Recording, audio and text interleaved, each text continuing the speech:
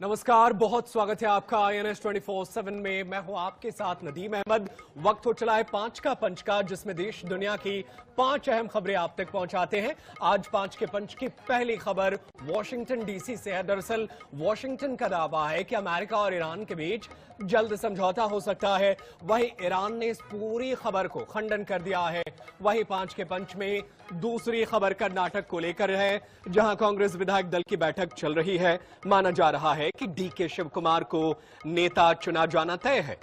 वहीं 1 जून को वो मुख्यमंत्री पद की शपथ ले सकते हैं। इसके अलावा 5 के पंच की तीसरी खबर दिल्ली से सटे गाजियाबाद की है, जहां सूर्या हत्याकांड के 3 आरोपियों को गिरफ्तार कर लिया गया है। वहीं 5 के पंच की चौथी खबर मध्य प्रदेश से है, जहां अपनी कथा के दौरान पंडित धीरेन्द्र शास्त्री ने 1 नेशन 1 इलेक्शन की मांग की है। इसके अलावा 5 के पंच की 5वीं खबर छत्तीसगढ़ से है, जहां बिलासपुर और दुर्ग में सुशासन त्योहार के कार्यक्रम में विवाद देखने को मिला। बिलासपुर के बिल्हा में बीजेपी MLA और कांग्रेस नेता के बीच बहस हुई। वहीं दुर्ग में जनपद CO और बीजेपी कार्यकर्ताओं के बीच जुबानी जंग भी देखने को मिली। तो ये 5 के पंच की 5 तस्वीरें आप तक पहुंचा रहे हैं। पहली खबर इंटरनेशनल है। हॉर्मुज को लेकर के ईरान और अमेरिका के बीच जो है वो समझौते के कयास लगाए जा रहे हैं। वहीं इसके अलावा दूसरी खबर कर्नाटक से है, जहां कर्नाटक को नए मुख्यमंत्री मिलने वाले हैं। इसके अलावा 5 के पंच की तीसरी खबर दिल्ली के गाजियाबाद से है, जहां पर एक हत्याकांड के बाद से लोगों में रोष है। अब तक 3 गिरफ्तारी हो गई है। तो 5 के पंच की ये 5 खबर एक एक कर विस्तार से आप तक पहुंचाएंगे।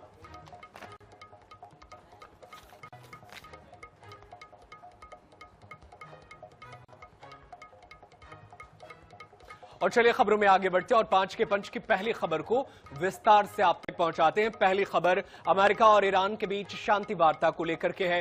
उम्मीद जताई जा रही है कि जल्द ही अमेरिका और ईरान के बीच समझौता हो जाएगा। हालांकि ईरान ने अभी किसी भी समझौते से इनकार कर दिया है। 60 दिनों के युद्ध विराम समझौते की शर्तों में ईरान के लिए $300 अरब यानी करीब 28,50,000 करोड़ रुपए के फंड और अमेरिकी कंपनियों के निवेश का प्रस्ताव शामिल है। एक अमेरिकी अधिकारी ने इसे रिकंस्ट्रक्शन प्रोग्राम बताया है। उन्होंने कहा कि अंतिम समझौते पर हस्ताक्षर होने पर ईरान को यह आर्थिक मदद देने का वादा किया जाएगा। वहीं अमेरिकी राष्ट्रपति डोनाल्ड ट्रंप ने दावा किया कि दोनों पक्ष परमाणु कार्यक्रम पर सहमति के करीब पहुंच गए हैं। ईरान परमाणु हथियार नहीं बनाएगा और उसे एनरिच्ड यूरेनियम को नष्ट किया जाएगा। हालांकि ईरान के विदेश मंत्रालय के प्रवक्ता इस्माइल बघई ने इस दावे को खारिज कर दिया है। उन्होंने कहा कि परमाणु मुद्दे पर कोई बातचीत नहीं हो रही।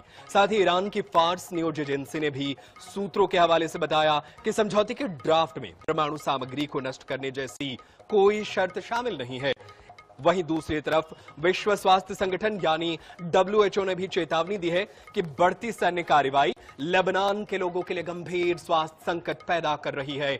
WHO के मुताबिक युद्ध विराम लागू होने के बाद से लेबनान में स्वास्थ्य केंद्रों पर 27 हमलों की रिपोर्ट सामने आई है। इन हमलों में 25 लोगों की मौत हुई है और 42 लोग घायल हैं। संगठन ने कहा कि अब तक 16 अस्पताल और 13 प्राथमिक स्वास्थ्य केंद्र हमलों में क्षतिग्रस्त हो चुके हैं। तो ट्रंप का दावा है कि अब समझौता हो सकता है। हालांकि ईरान की तरफ से लगातार अब तक इसे इनकार किया जा रहा है। ईरान परमाणु हथियार नहीं बनाएगा, इस शर्त पर अमेरिका लगातार अब तक टिका हुआ है। लेकिन सवाल यह है कि क्या ईरान इसके लिए तैयार है? ईरान की तरफ से जो जानकारी निकलकर सामने आ रही है वो इससे इनकार कर रहे हैं। और चलिए ज्यादा जानकारी हासिल करते हैं। हमारे साथ विदेश मामलों के जानकार डॉक्टर ब्रह्मदीप अलूने हैं। डॉक्टर ब्रह्मदीप अलूने जी, आपसे ये समझना चाहते हैं कि ये जो खबर सामने आ रही है कि अमेरिका जो है 28 लाख करोड़ रुपए देगा, तो फिर हासिल क्या हुआ अमेरिका को? अमेरिका तो रिजीम चेंज करने, ईरान को तबाह करने के लिए सब कर रहा था, तो हासिल क्या हो रहा है फिर? नवीन जी, देखिए, किसी भी वैश्विक समस्या को लेकर या उसके समाधान को लेकर इतना अविश्वास नहीं होना चाहिए, इतना भ्रम नहीं होना चाहिए जितना अमेरिका और ईरान को लेकर है। क्योंकि एक तरह खबरें आती है कि अमेरिका जो है वो तैयार हो गया है और वहीं पर ईरान उसका खंडन कर देता है। एक तरफ अमेरिका की तरफ से यह खबर आई है कि अब हार्मुज खुलने वाला है, अमेरिका की ओर से तकरीबन $300 अरब की मदद मिलने वाली है, अमेरिकन कंपनी जो है वहां पर जाके व्यापार करने वाली है। और दूसरी तरफ ईरान की तरफ से यह खबर आती है कि कुवैत में एक एयरबेस पर हमला हुआ है।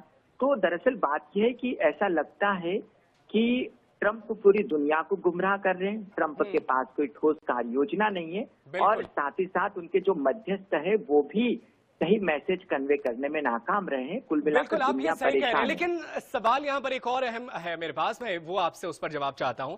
सवाल ये है कि अमेरिकी डॉलर को बचाने के लिए अमेरिकी राष्ट्रपति टैरिफ लगाते हैं, किसी पर 50% कर देते हैं, किसी पर 75, किसी पर 100। वो देश $300 अरब ईरान को क्यों देगा?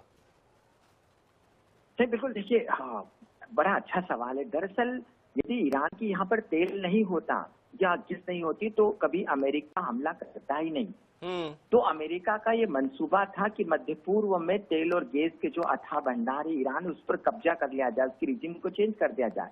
और ईरान, जब अमेरिका ईरान में अपने मंसूबों पर कामयाब हुआ नहीं, तो अब जो है वो इस तरह से अमेरिका दुनिया को भ्रम में डालकर यह दिखाना चाहता है कि अंततः उसने ईरान पर दबाव बना लिया है। मुझे लगता है नदीम कि यही कारण है कि ट्रंप भ्रम फैला रहे हैं और इसका फायदा उठाकर वह शेयर बाजार में फायदा उठाना चाहते हैं। और शायद दुनिया में पहली बार ऐसा हो रहा है कि बिल्कुल पूरी कहानी की सर लब्बो लुआब ये है कि अमेरिका को अभी लोहे के चने चबाने पड़ रहे हैं। जी बिल्कुल, देखिए, एक तरफ आप कह रहे हैं कि आप युद्ध विराम करवा रहे हैं, दूसरी तरफ कुवैत के एयरबेस पर अमेरिकी सैनिकों पर हमला हो रहा है, जो ईरान के ड्रोन है वो हमला कर रहे हैं। इसका मतलब है कि ईरान बेखौफ है, और यदि एक बेखौफ प्रतिबंधी है तो आप उसको घुटनों के बल पर ला देंगे, ये हो ही नहीं सकता। बिल्कुल हो नहीं सकता, बहुत आसान नहीं है कि ईरान को अपने घुटनों के बल लाकर और समझौते करा लिए जाएं। बहुत शुक्रिया डॉक्टर ब्रह्मदीप बलूनी, तमाम जानकारी के लिए। तो अमेरिका और ईरान के बीच समझौते की बात चल रही है, हालांकि अब तक कोई समझौता नहीं हुआ है और खबरें जो निकलकर सामने आ रही है उसमें अरबों डॉलर दिए जाने की बात की जा रही है। हालांकि ईरान की तरफ से इस पर इनकार किया जा रहा है।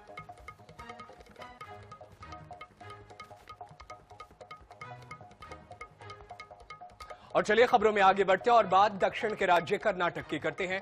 कर्नाटक को नया मुख्यमंत्री मिलने वाला है। दरअसल मुख्यमंत्री रहे सिद्धारमैया ने जब से इस्तीफा दिया है, इसके बाद से कयास लगाए जा रहे हैं कि आखिर कब विधायक दल की बैठक होगी और कब मुख्यमंत्री के नाम का ऐलान होगा। तो आपको बता दें कि बैठक शुरू हो चुकी है और बैठक में कई चीजों को लेकर मंथन चल रहा है। नए मुख्यमंत्री डीके शिवकुमार बन सकते हैं, उन्हें चुना जा सकता है। डिप्टी सीएम डीके शिवकुमार को नेता चुना जा सकता है। सूत्रों के मुताबिक डीके 1 जून को शपथ ले सकते हैं मुख्यमंत्री पद की, यानी सीएम के साथ साथ कैबिनेट भी बदलेगी। मौजूदा कैबिनेट से 10 मंत्री हटाए जा सकते हैं। शिवकुमार कैबिनेट में सिद्धारमैया और मल्लिकार्जुन खड़गे के बेटे भी शामिल होंगे। 4 डिप्टी सीएम भी बनाए जा सकते हैं। यह पहला मौका नहीं है कि किसी राज्य में एक साथ इतने डिप्टी सीएम बनाए जाएंगे। इससे पहले साल 2019 में आंध्र प्रदेश के पूर्व मुख्यमंत्री जगन मोहन रेड्डी ने 5 डिप्टी सीएम के साथ शपथ ली थी। इस बीच शिवकुमार ने शनिवार को राज्यपाल थावर चंद गहलोत से मुलाकात की।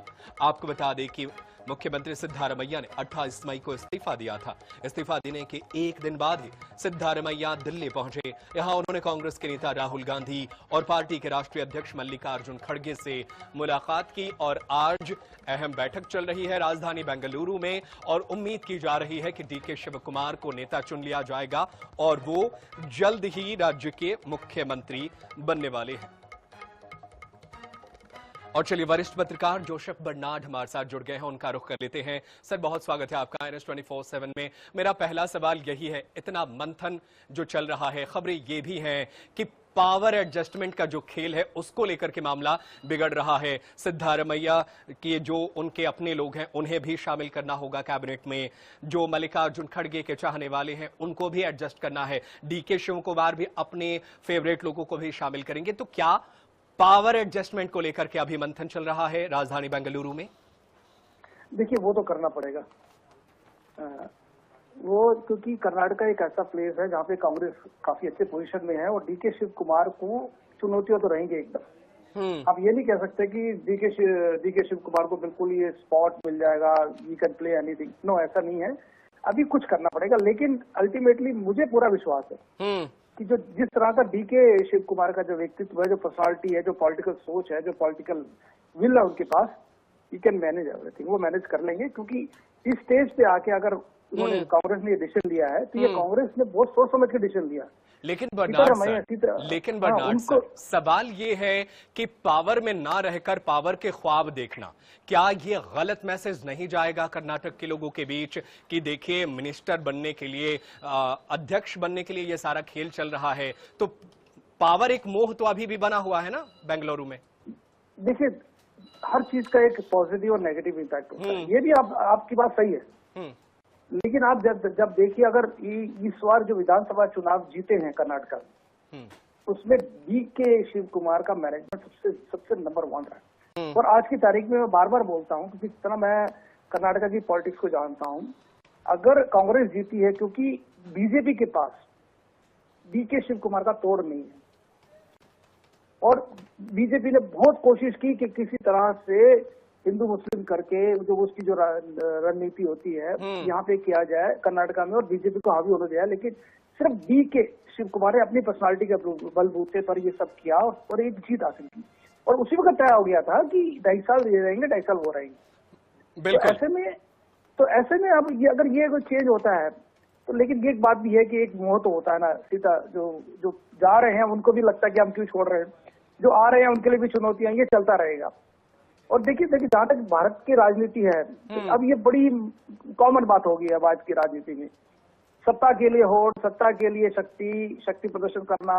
अब महाराष्ट्र में आपने देखा होगा क्या हुआ, आपने बिहार में देखा होगा क्या हुआ, नीतीश कुमार को क्या मंत्री कौन बनेगा कौन नहीं बनेगा, ये तो मुख्यमंत्री को तय ही करने देना चाहिए था। अब इस्तीफा देने के बाद ये सेटलमेंट हो रहा है, इससे तो कहेंगे कि वहां पर लोकतंत्र जो है कुछ ज्यादा ही है कांग्रेस में। नहीं, लोकतंत्र ज्यादा नहीं है सर, लोकतंत्र ज्यादा नहीं है। आप समझिए इस बात को। मैंने बोला कि आरंभ में कुछ चुनौतियां आएंगी, क्योंकि जाते जाते जो हमारे सिद्धू जी हैं वो भी कुछ ऐसा कुछ दिखाएंगे ना कि मैं भी कुछ, मेरे बंदे भी वहां पे कुछ हैं। खड़गे जी को भी अपना थोड़ा दिखाना पड़ेगा, और DK शिव कुमार को स्टार्टिंग में मैनेज करना पड़ेगा। उसके बाद धीरे धीरे आप देखेंगे, मैं आपको अभी बता रहा हूँ कि पूरे तौर पर कर्नाटका में DK शिव कुमार का हो जाएगा। बिल्कुल, तो देखना होगा, करेंगे, उनको करना बहुत पड़ेगा। आसान नहीं होगा, बैलेंस करके यहाँ पर DK शिव कुमार को चलना ही होगा, क्योंकि बहुत सारी चीजों को एक साथ लेकर उन्हें चलना है। बहुत शुक्रिया सर हमारे साथ जुड़ने के लिए, जोसेफ बर्नार्ड सर, इतनी अच्छी बातें कही आपने। तो कर्नाटक के सियासत में इस समय जो चल रहा है बेहद अहम है, नए मुख्यमंत्री मिलने वाले हैं, कौन मंत्री बनेगा और क्या होने वाला है, इसको लेकर के मंथन लगातार बेंगलुरु में जारी है।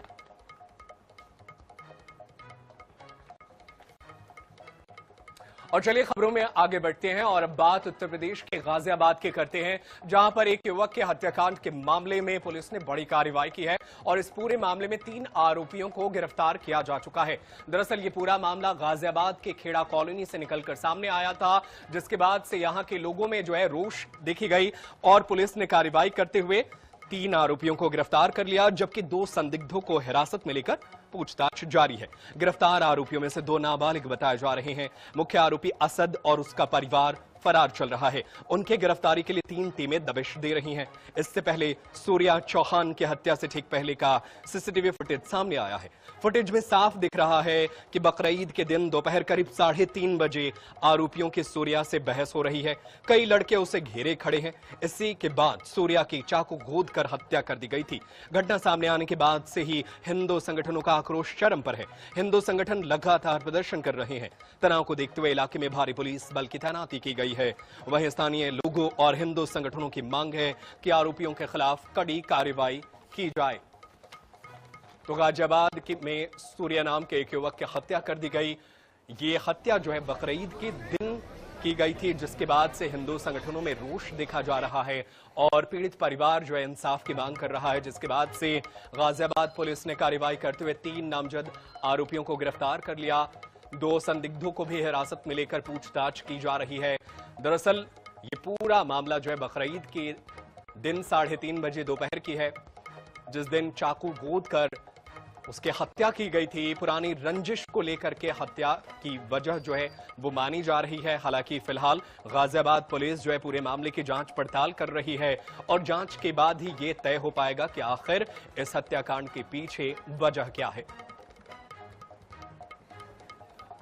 गाजियाबाद का खोड़ा कॉलोनी, जहां पर इस हत्याकांड को अंजाम दिया गया, जिसके बाद से इलाके में लोग जो है वो रोष व्यक्त करने लगे। इसके बाद से पुलिस ने कार्रवाई करते हुए 3 आरोपियों को गिरफ्तार कर लिया है। ये पूरा मामला खोड़ा कॉलोनी का है। बकरीद के दिन दोपहर करीब 3:30 बजे आरोपियों की सूर्या से बहस हुई थी, जिसके बाद से चाकू कूदकर उसकी हत्या कर दी गई थी। घटना के बाद से लगातार उग्र प्रदर्शन किया गया, जिसके बाद से कार्रवाई करते हुए पुलिस ने 3 आरोपियों को गिरफ्तार कर लिया है। 2 संदिग्ध भी हिरासत में हैं।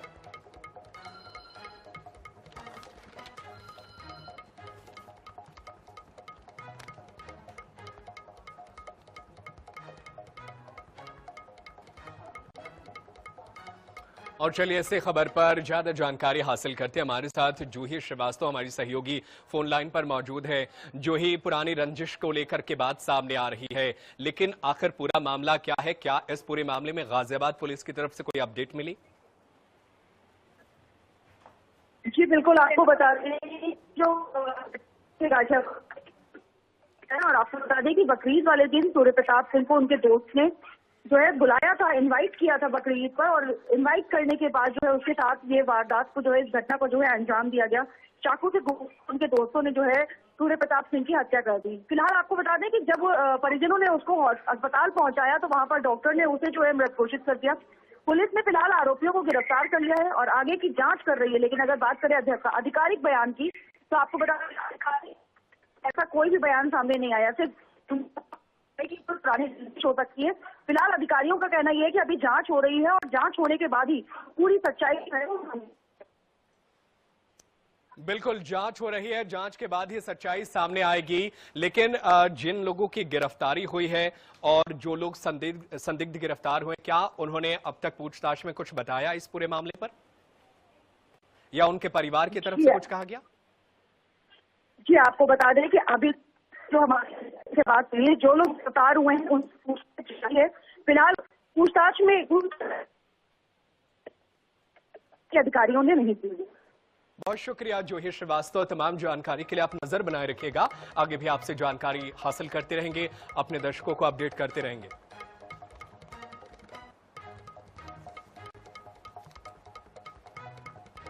और चलिए खबरों में आगे बढ़ते हैं और बिना देरी के 5 के पंच की चौथी खबर आप तक पहुंचाते हैं। खबर बागेश्वर धाम के पीठाधीश्वर धीरेन्द्र शास्त्री से जुड़ा है। दरअसल उन्होंने मंच से देश में 1 नेशन 1 इलेक्शन की बात की है। बागेश्वर सरकार ने कहा कि भारत को अब एक नया मंत्र, एक देश एक चुनाव अपनाना चाहिए। देश में पंच, सरपंच, मेयर, पार्षद, विधायक और सांसद तक के सभी चुनाव एक साथ होने चाहिए, ताकि बार बार खर्च होने वाले करोड़ों रुपए बच जाएंगे और भारी पुलिस बल की तैनाती और प्रशासनिक व्यवस्थाओं से राहत मिल सके। उन्होंने कहा कि इससे नेताओं को भी लाभ होगा, क्योंकि उन्हें बार बार चुनाव प्रचार के लिए नहीं जाना पड़ेगा। एक ही सभा में पंच से लेकर सांसद तक के उम्मीदवार प्रचार हो जाएगा। बागेश्वर सरकार ने कहा कि यदि भारत इस व्यवस्था को अपनाता है तो देश का समय, धन और संसाधन तीनों बचेंगे।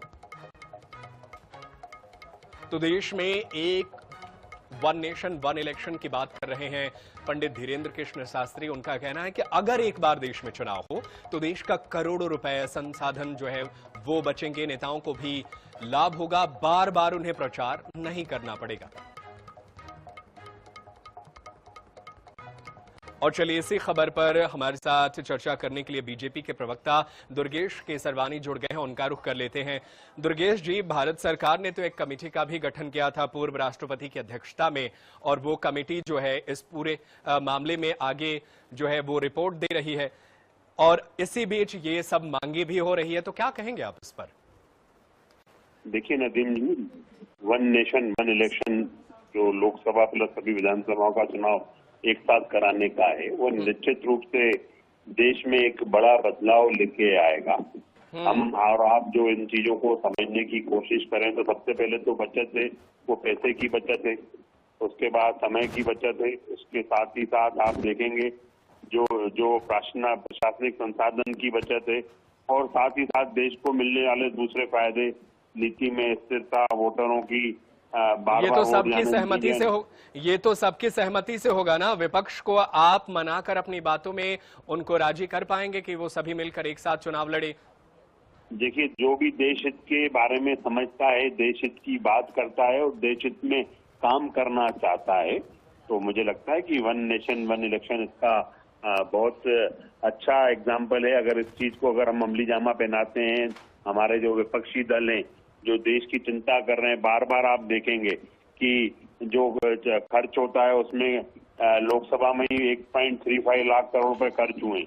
हर 6 महीने में कहीं ना कहीं बिल्कुल इलेक्शन होते हैं। संसाधन का तो इस्तेमाल होता ही है, पैसे खर्च होते हैं। हमारे साथ कांग्रेस के प्रवक्ता, उनका भी राय जान लेते हैं। डॉक्टर दुर्गेश केसवानी जी, आप बने रहिएगा हमारे साथ। राम पांडे हमारे साथ जुड़े हुए हैं। डॉक्टर राम पांडे, आपसे समझना चाहता हूं, देखिए धीरेन्द्र शास्त्री कह रहे हैं कि 1 नेशन 1 इलेक्शन पर बात होनी चाहिए। आप क्या कहते हैं इस पूरे मामले पर? उनकी बातों से कितना सहमत हैं आप? अरे नरेंद्र मोदी जी और बीजेपी स्वयं की बातों से सहमत नहीं है। ये बात तो नरेंद्र मोदी जी, भारतीय जनता पार्टी कई वर्षों से कह रही है। 2014 के पहले से कह रही है। 2024 में लोकसभा में इस पर चुनाव हो गया। लोकसभा में ज्यादातर सांसदों ने फेवर किया था कि होना चाहिए, कमेटी भी बन गई थी, लेकिन नहीं करा रहे हैं। और जब नहीं करा रहे हैं तो कैसे कोई जबरदस्ती कर लेगा? तो कराएंगे तो आप साथ देंगे? अगर भविष्य में कराएंगे तो वो आप साथ देंगे? मैं चला जाऊंगा, ठीक है। और वो किसी की नहीं सुनते हैं, जैसे धीरेन्द्र शास्त्री जी की नहीं सुन रहे हैं, किसकी सुन रहे हैं? मोहन भागवत जी ने कहा था 75 के बाद रिटायर हो जाओ, तो मोहन भागवत जी की नहीं सुनी, उन्हें अपना स्टेटमेंट चेंज करना पड़ा। रामदेव ने कहा कि 30 का पेट्रोल दे दो, उनकी नहीं सुनी। रविशंकर जी ने कहा कि 1 रुपए का डॉलर बराबर कर दो, उनकी नहीं सुनी। मीडिया कहता है प्रेस कॉन्फ्रेंस कर लो, उनकी नहीं सुनी। वो केवल ट्रंप की सुनते हैं। ट्रंप कह देगा तो कल ही हो जाएंगे। ट्रंप ने कहा रूस से तेल मत लो तो मान गए, ट्रंप ने कहा ईरान से तेल मत लो तो मान गए। यानी विपक्ष को अभी मनाने के लिए बहुत जो है मेहनत करनी होगी। बहुत शुक्रिया आप दोनों का हमारे साथ जुड़े और इस पर अपनी अहम बात कही, डॉक्टर राम पांडे और डॉक्टर दुर्गेश केसवानी।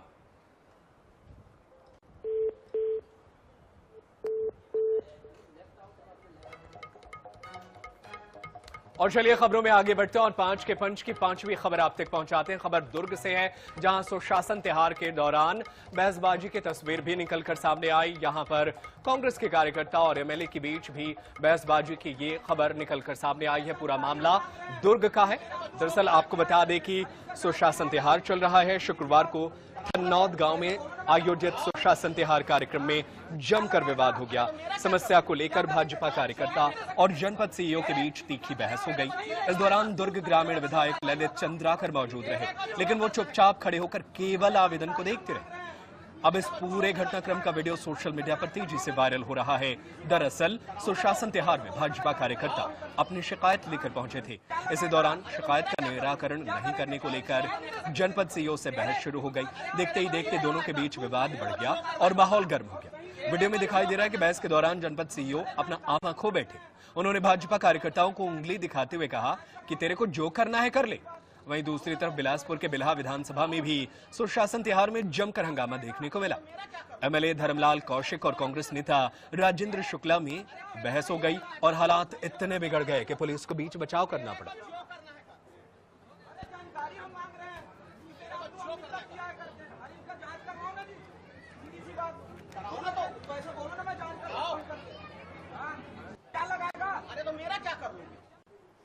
और फिलहाल 5 के पंच में आज के लिए इतना ही, लेकिन देश दुनिया की खबरें लगातार जारी है। आप कहीं मत जाइए, देखते रहिए INS 24/7।